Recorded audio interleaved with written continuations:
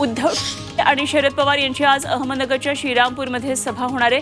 मवियाचे उमेदवार भाऊसाहेब वागचौरे यांच्या प्रचारासाठी ही सभा घेण्यात येणार आहे। थत्ते मैदानावर ही सभा पार पडेल।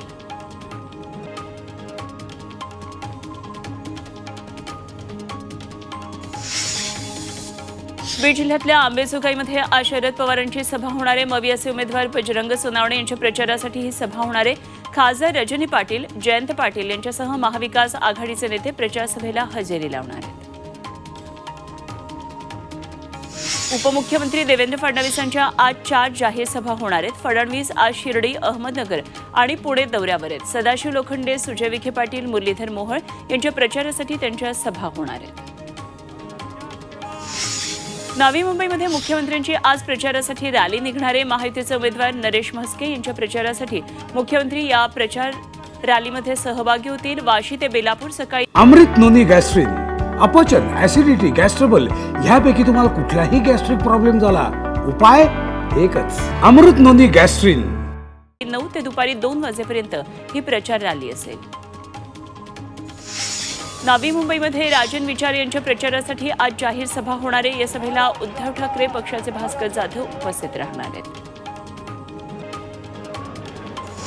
आदित्य ठाकरेंचा आज मावळ लोकसभा दौरा आहे। मावळ मतदारसंघाचे उमेदवार संजोग वाघेरे यांच्या प्रचारासाठी आदित्य ठाकरेंच्या 2 सभा होणार आहेत। कर्जतमध्ये पहिली सभा आणि दुसरी सभा उरणमध्ये नानासाहेब धर्माधिकारी मैदानात होईल।